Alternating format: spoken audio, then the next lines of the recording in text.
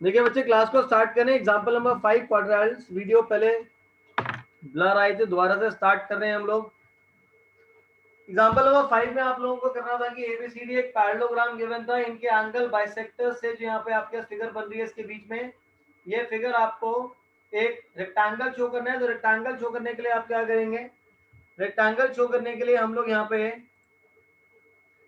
इस बीच वाली फिगर को रेक्टेंगल दिखाना, तो चारों एंगल्स को 90 दिखा देंगे। अब ए आर बी एक ट्रायंगल है, ए आर बी अगर एक ट्रायंगल है तो उस केस में हम लोग angle 1 plus angle 2 plus angle 3, इन तीनों एंगल्स का जो सम है वो कितना आ जाएगा आपका 180 डिग्री। अब एंगल 1 जो है वो क्या हो जाएगा, a बाई 2 हो जाएगा। एंगल 2 क्या हो जाएगा, b बाई 2 हो जाएगा। Plus angle 3 is equal to 180 degree. Angle 3 is equal to 180 degree. देखिए यार, तो यहाँ पे angle a by 2 plus b by 2 plus angle 3 is equal to 180 degree. अब यहाँ पे अगर मैं हाफ यहाँ से कॉमन ले लूं तो यहाँ पे आ जाएगा angle A plus angle B. This is angle A plus B. अब एबीसीडी एक पैरेललोग्राम है, तो एडजेसेंट एंगल्स का सम, एडजेसेंट एंगल्स और पैरेललोग्राम इनका सम कितना होता है 180 डिग्री। तो एंगल ए प्लस बी कितना हो जाएगा 180। This becomes 180 by 2 plus angle 3 is equal to 180। Angle 3 is equal to 90 degree. तो यहां से आपके पास कितना आ जाएगा कि जो एंगल 3 है that becomes 90 degree. Is this clear to all? Is this clear?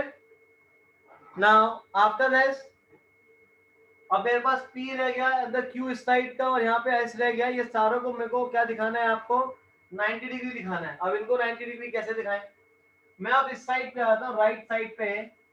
यहाँ पे आपके पास इसको एंगल 4 मार्क कर लेते हैं 5 और इसको मार्क कर लेते हैं 6। सिमिलरली मैं बी सी क्यू वाले ट्रायंगल में मैं इसमें सॉल्व करूंगा। सिमिलरली बी क्यू 6 वाले में जो हम लिखेंगे angle 4 plus 6 5 plus 6।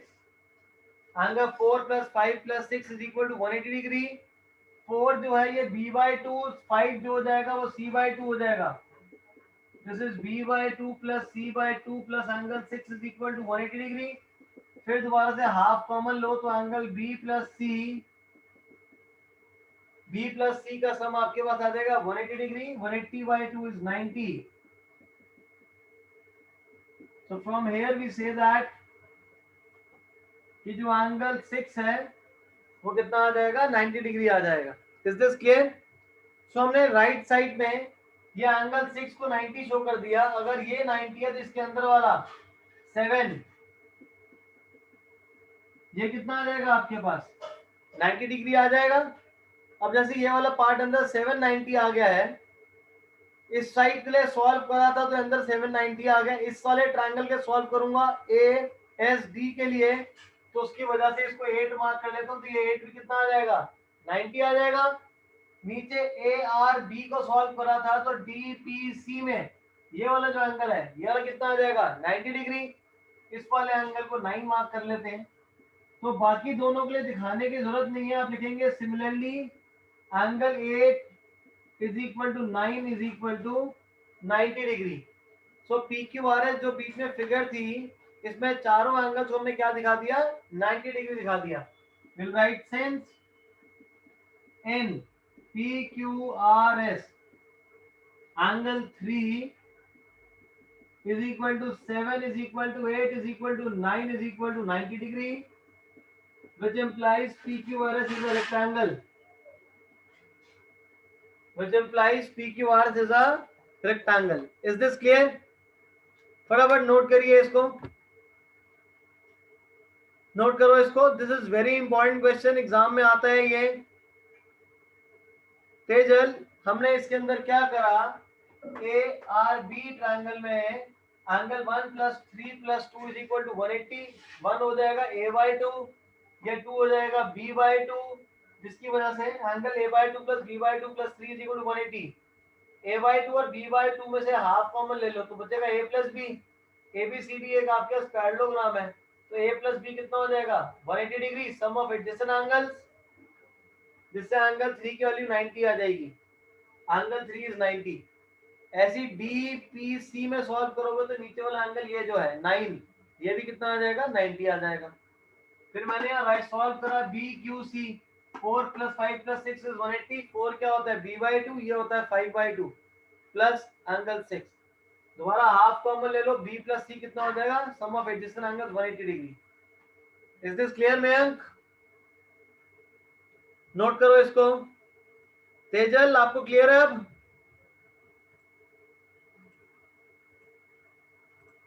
Harjas and everyone, अंजिका, जिन्होंने पहले वाली क्लास मिस करी हुई है वीडियोस को देख लेना बेटा, चैट बॉक्स में, सॉरी में से, फोल्डर में से। ऐप में भी अपडेट है। iOS वाली ऐप पहले नहीं चल रही थी बट अब चल रही है, need not worry about it. किसी की ऐप अगर अभी भी ना चल रही हो तो उसको अनइंस्टॉल करके दोबारा इंस्टॉल करना। करिए फटाफट।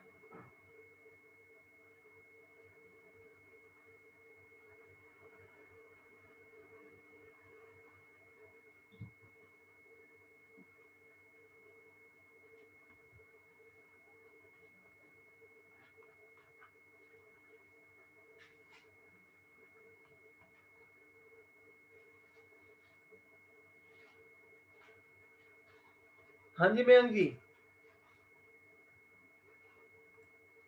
बताइए सर। सर जो आपने सेकेंड लास्ट लाइन में एंगल 3, यस सर। हाँ ये सारे है ना, 3 ये रहा, 7 ये रहा, 8 और 9 ये रहा। Okay sir.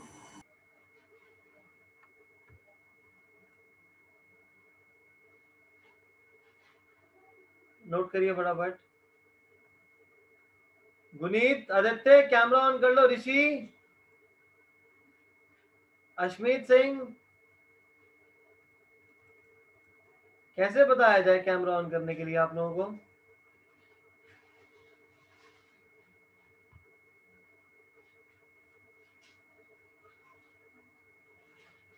Wait, I guess सब लोग बच्चे कर चुके हैं इसको नोट।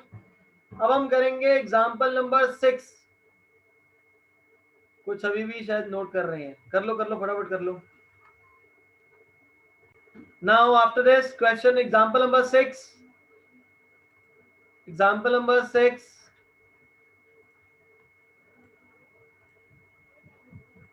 N important question. तुम लोगों को लग रहा होगा सर आप बार बार इंपॉर्टेंट बोल रहे हो। इंपॉर्टेंट इसलिए बोल रहा हूँ हर एग्जाम्पल के अंदर, क्योंकि एग्जाम्पल्स यही आपके ना एग्जाम में आते हैं। ये सारे एग्जाम्पल ही आपके एग्जाम में आते हैं, तो इसीलिए आप लोगों ने के लिए इम्पोर्टेंट है। ABCD is a parallelogram in which P and Q are the midpoint of the sides AB and CD if AQ। पहले इसके लिए फिगर बना लेते हैं। Example number 6,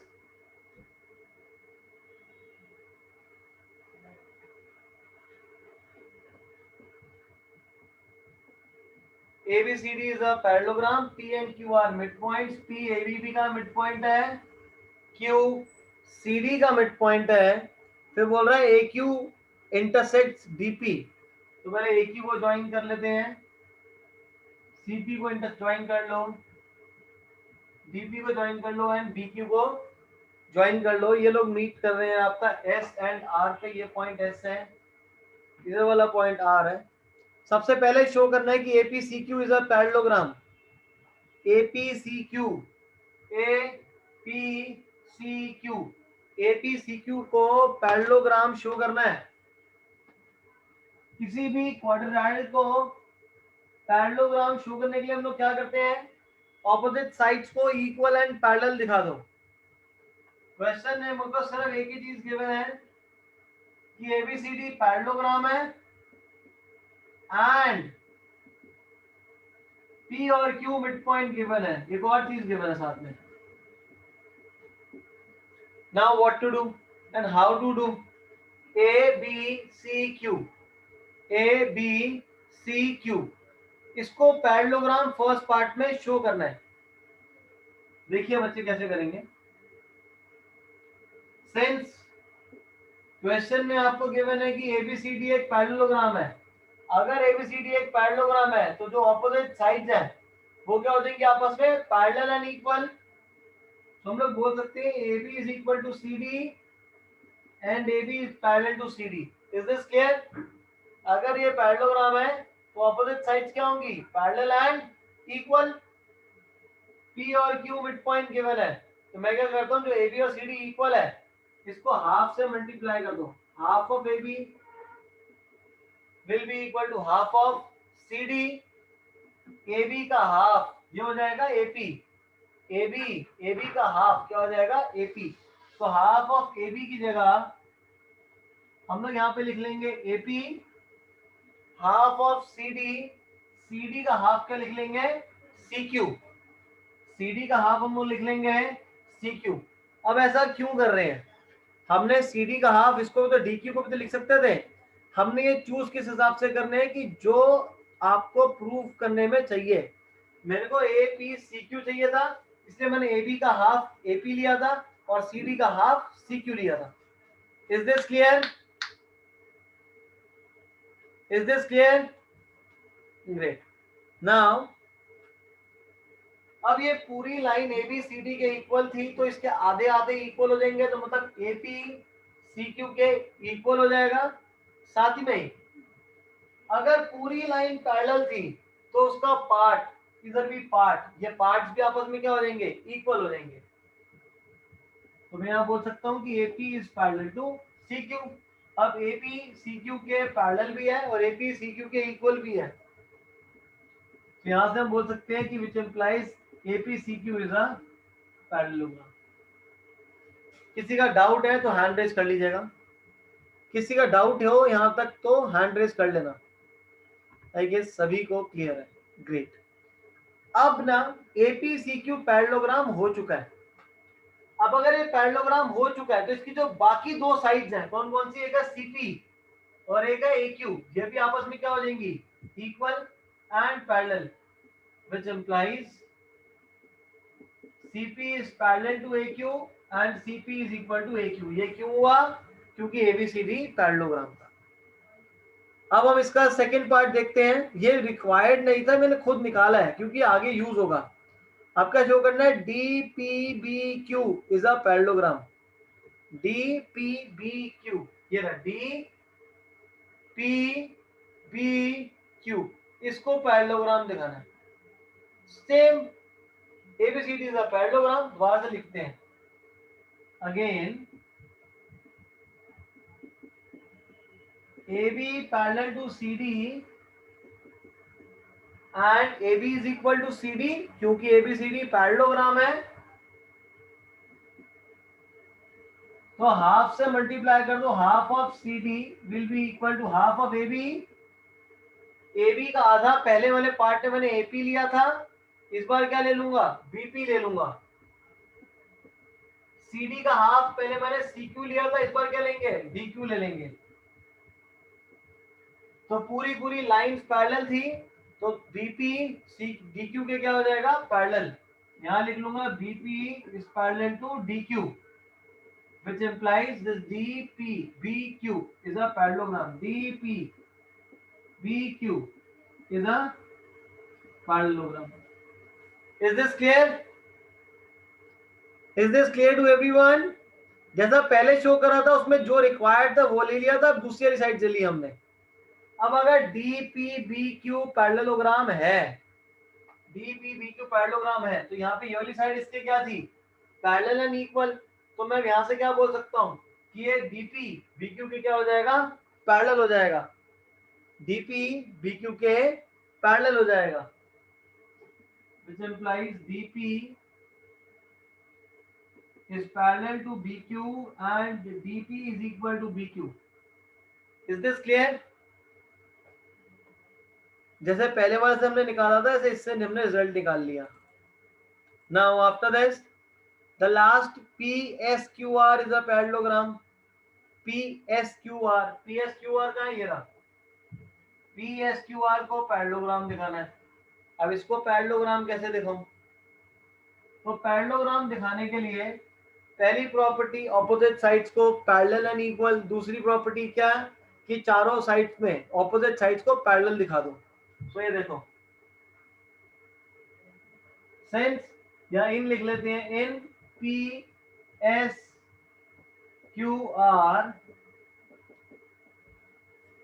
P S Q R में ये आपके पास सीपी पैरेलल है ए क्यू के। सीपी कहाँ है, ये रहा, सीपी पैरेलल है ए क्यू के, तो सीपी का पार्ट पी आर, ए क्यू का पार्ट एस क्यू, तो ये दोनों आपस में क्या हो जाएंगे, पैरेलल हो जाएंगे। तो मैं यहाँ क्या लिखूंगा, सिंस सीपी पैरेलल है ए क्यू के, सीपी पैरेलल है ए क्यू के, तो इसका पार्ट, ये रहा पार्ट, पी आर पैरेलल है क्यू एस के। Is this clear, is this clear. और दूसरी साइड पे यहां से हमने निकाला था कि ये डीपी पैरेलल है बीक्यू के, डीपी पैरेलल है बीक्यू के, तो डीपी का पार्ट पीएस, बीक्यू का पार्ट क्यूआर, तो ये पीएस पैरेलल होगा क्यूआर के।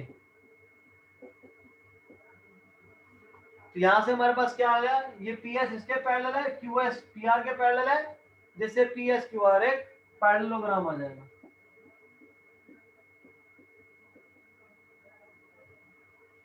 डन, तीनों पार्ट सॉल्व हो गए। आप लोग इस क्वेश्चन को नोट कर लीजिए, नोट करके मैं दोबारा से एक्सप्लेन कर देता हूं। चलिए बच्चे दोबारा से आपको एक्सप्लेन करता हूं। आपके पास एबीसीडी एक पैरेललोग्राम गिवन था, आपको एपीसीक्यू को पैरेललोग्राम शो करना है, तो कैसे करेंगे, एबीसीडी एक पैरेललोग्राम है, एबीसीडी के पैरेलल एंड इक्वल है, तो हम लोग क्या करेंगे, half of AB is equal to half of CD, AB का आधा एपी ले लेंगे, सीडी का आधा सीक्यू ले लेंगे, जिससे एपीसीक्यू आपस में एक पैरेललोग्राम हो जाएगा।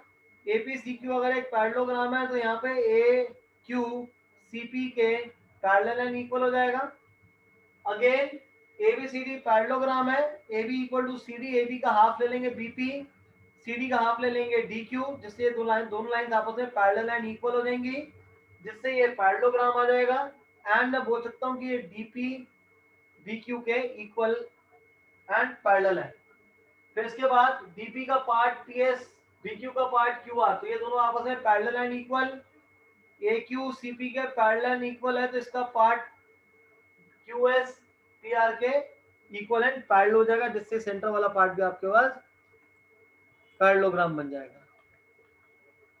Now question number 1 is easy, ये सारा इजी है। जो आपके मेन गुड अच्छे जो क्वेश्चन स्टार्ट होते हैं वो आपके स्टार्ट होते हैं क्वेश्चन नंबर 10, 9, 10, 11, 12। तो मैं पहले आप लोगों को क्वेश्चन नंबर 10 से स्टार्ट करवा रहा हूँ। ये वाली एक्सरसाइज 8.1, इस वाली एक्सरसाइज को मैं हमेशा से उल्टा ही कराता हूँ। इस एक्सरसाइज में क्वेश्चन 10, 11, 12 इंपॉर्टेंट है, and 12th is very very very important. 4-5 सितारे जितने बनाने हो उतने उसके ऊपर बना लेना। एग्जाम में ये क्वेश्चन आता ही आता है, फाइनल में क्वेश्चन नंबर 12 पे 4-5 स्टार बना लो, पेपर में आता है ये हम नेक्स्ट क्लास में करेंगे। फ्रेश क्वेश्चन सबसे पहले वही स्टार्ट करेंगे। आज अभी हम लोग पहले करते हैं क्वेश्चन नंबर 10। यहाँ पे बोल रहे हैं एबीसीडी पैरेललोग्राम है, AP and CP CQ perpendiculars है from A and C on the diagonal BD, show that APB and CQD दोनों ट्रायंगल्स कॉन्ग्रुएंट है। Question number 10, ABCD is a parallelogram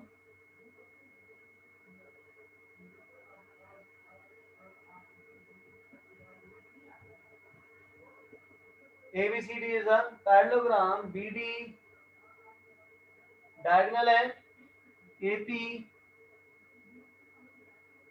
perpendicular, CQ perpendicular, APB and CQD, APB and CQD, this is APB CQD, इन दोनों को हमें क्या करना है, congruent करना है। कॉन्ग्रुएंट कैसे करें, कॉन्ग्रुएंट करने के लिए देखिए आप क्या करेंगे, angle 1 is equal to angle 2 90 degree,